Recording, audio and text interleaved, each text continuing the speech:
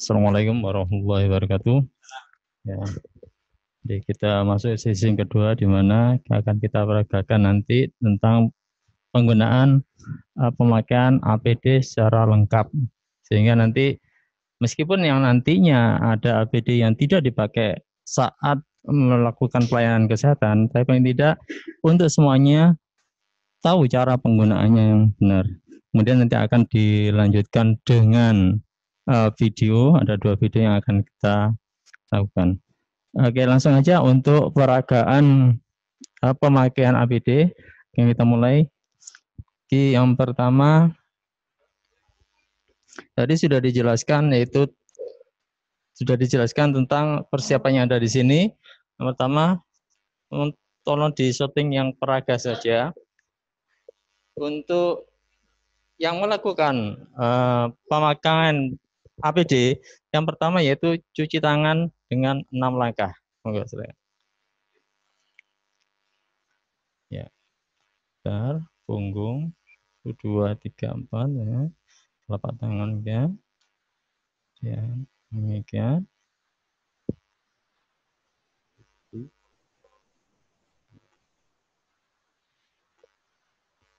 Ya, 6 langkah sudah. Kemudian memakai sarung tangan biasa. Biasa.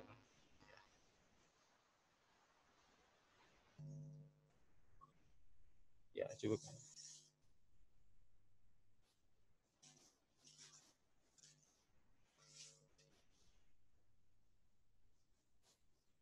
Jadi sarung tangan biasa ini yang saya dapatkan dari saat kita melakukan pelatihan atau workshop saat di Jakarta. Itu yang berfungsi untuk melindungi tangan kita yang awalnya. Jangan lupa untuk sarung tangan biasa ini tolong ukurannya dipaskan dengan ukuran tangannya ya. Kalau besar berarti pakai 8, kalau agak kecil 7,5. Oke. Ya. Kemudian pakai masker N95.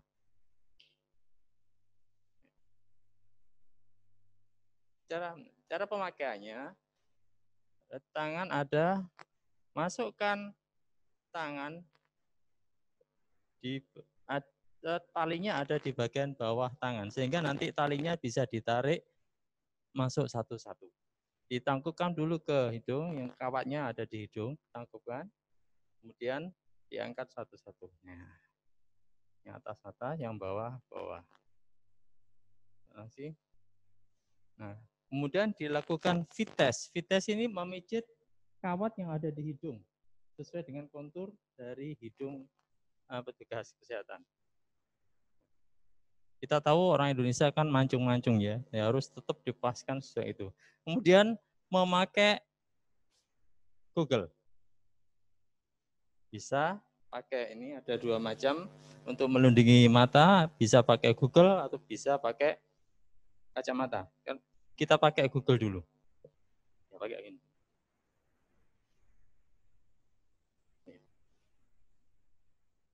Oke. Kemudian pakai baju gown atau coverall yang putih.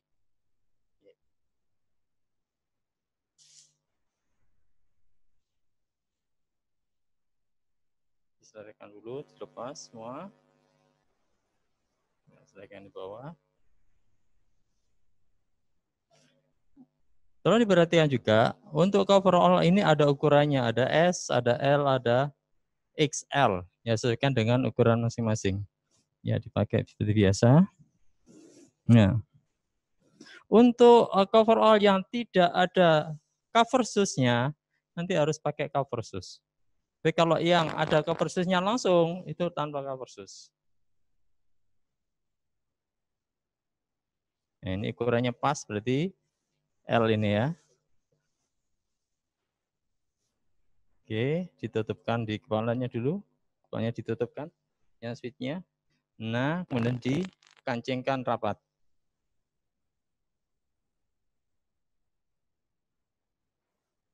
Terus, nah, ini kalau sesuai ukurannya, berarti coverall-nya nutup sampai leher. Tapi kalau misalkan orangnya kecil, pakai L ya kebesaran, kalau orang yang besar pakai S nggak akan bisa masuk. Kemudian pakai sepatu boot. Kalau yang dulu di Jakarta harus pakai cover shoes. Kita sudah punya cover shoes, tapi kita praktekkan aja untuk yang untuk celananya harus masuk semua di sepatu boot.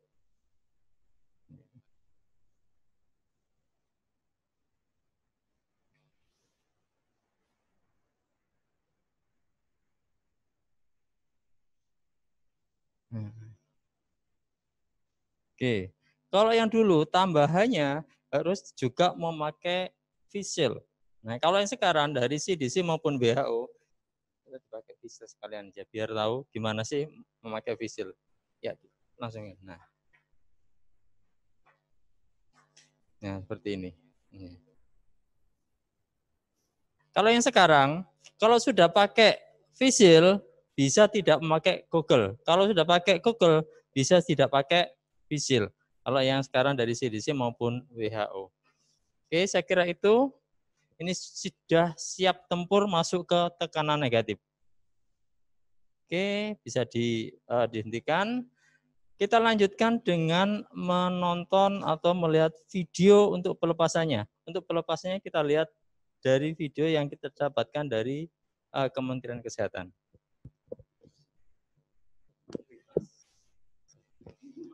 Oh iya, ada satu lagi. Ini lepas dulu. Memakai sarung tangan yang panjang dulu.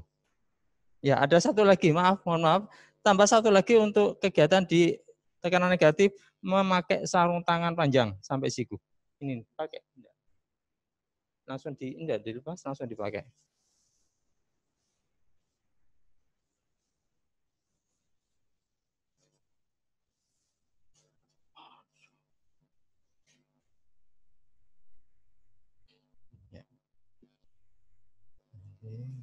Ya.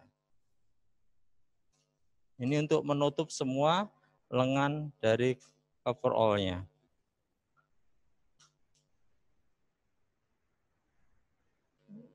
Enggak, langsung dipakai. Jadi kalau yang dari Jakarta tetap pakai sarung tangan pendek itu dan pakai sarung tangan sampai siku. Nanti saat pelepasannya ada. Kalau kita tidak praktekkan nanti nggak sama. Ya, sampai siku. Ya, oke, satunya.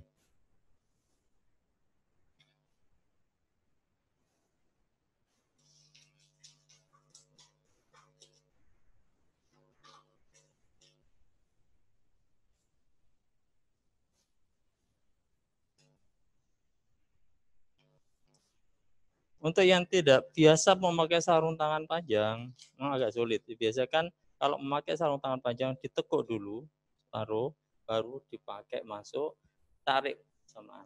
Nah itu gampang. Jadi, ini sudah siap tempur untuk menahan COVID-19. Oke, sekian untuk pemasangan atau pemakaian dari APD. Kita lanjutkan dengan pelepasan dari APD, kita lihat videonya.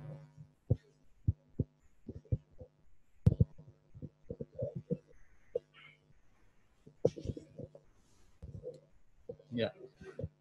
Jadi untuk pelepasannya kita melihat di video saja, sehingga nanti gambarannya di video ini pelepasannya sama pemakaiannya adalah di ruang anterum, sehingga tahu di mana meletakkan alat-alat yang sudah kita pakai. Nah, ini lepaskan sarung tangan dengan prinsip ini.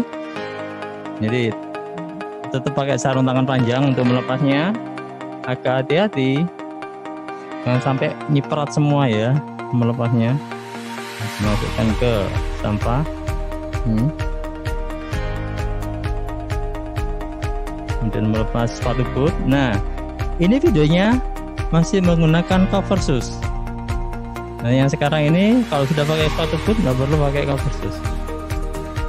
Kemudian coverall-nya. Nah, jangan lupa saat melepas coverall itu digulung. Nah, digulung pelan-pelan ke bawah. Tujuannya awal tadi menggunakan sarung tangan pendek atau yang sarung tangan yang kecil itu untuk melindungi karena kita masih membuka APD-nya.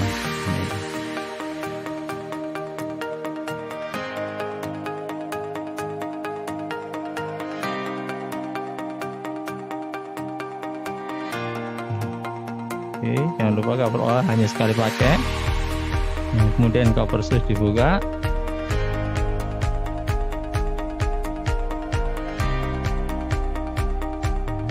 Ini sekali pakai, dan ini dilakukan di anterum, di ruang antara, sehingga di sana sudah disiapkan sandalnya atau fungsi. Kemudian melepas sarung tangan pendek juga harus hati-hati. Dilanjutkan dengan cuci tangan. Untuk EPCN sudah terbiasa, sebelum dan sesudah memakai sarung tangan sudah hafal cuci tangan. Itu sudah keharusan. Karena ketentuannya sebelum dan sudah pakai sarung tangan harus pakai. Nah, untuk melepas APD N95 tidak boleh dipegang mukanya. Talinya dilepas satu-satu seperti dalam video. Kemudian dilanjutkan dengan cuci tangan. Selesai.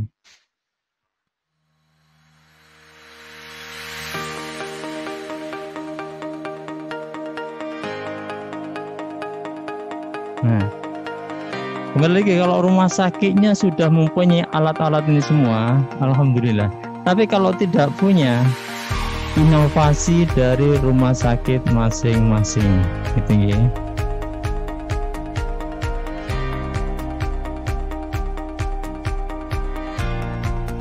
Oke, saya cukupkan sampai sini. Kita lanjutkan lagi dengan tim Pinere Dr. Stomo.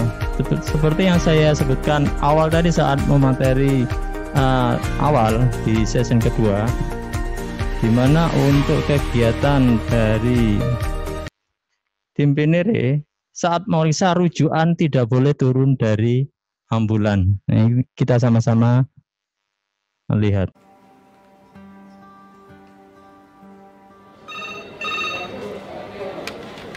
Selamat pagi IGD. Selamat pagi, bisa disambungkan dengan Dokter Jaga Paru, saya dengan Dokter Aryani.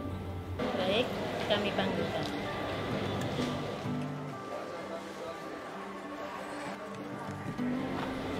Halo, selamat pagi.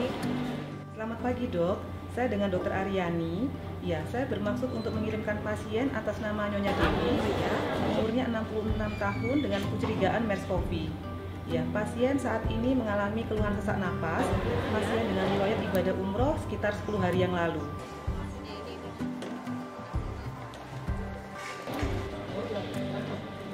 Selamat pagi dokter. Menginfokan ada kiriman pasien dengan suspek MERS-CoV dari rumah sakit ini. Iya, tolong kirim segera ke Erika. Ya, seperti prosedur biasanya. Terima kasih dokter, selamat pagi.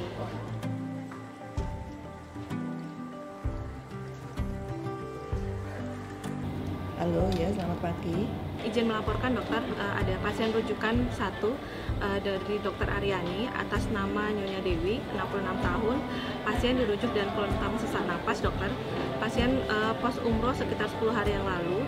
Dari laboratorium didapatkan leukopenia dokter, dan hasil BGA didapatkan asidosis respiratorik dengan hipoksemia berat dokter. Wanita 66 tahun dengan kecurigaan MERS-CoV ya. Baik, jadi nanti saya siapkan dulu ruang RIK untuk menerima pasien tersebut.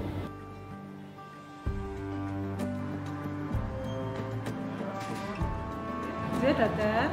Bu Nur, ini ada pasien dengan suspek MERS-CoV yang akan dikirim ke Sutomo.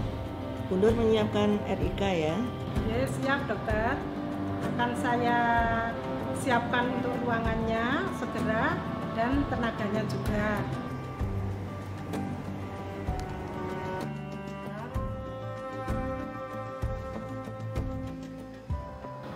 Halo, Assalamualaikum dokter. Ini ruangan dan tenaga sudah siap semua. Pasien siap dikirim dokter. Ya, baik. Makasih. Assalamualaikum.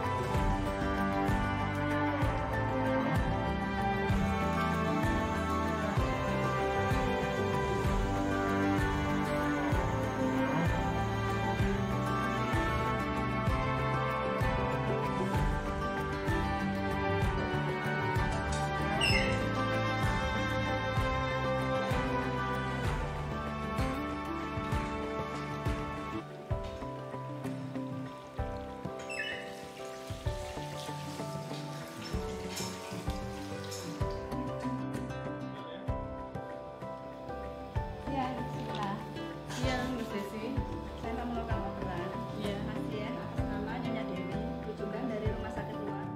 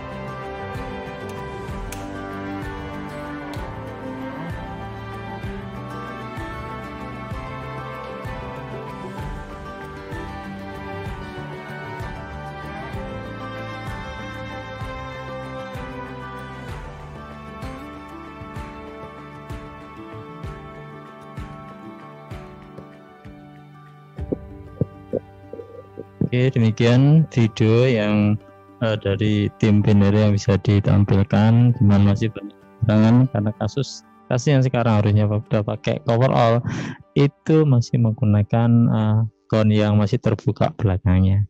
Ya, saya kira itu dari saya. Saya kembalikan lagi ke moderator. Assalamualaikum warahmatullahi wabarakatuh.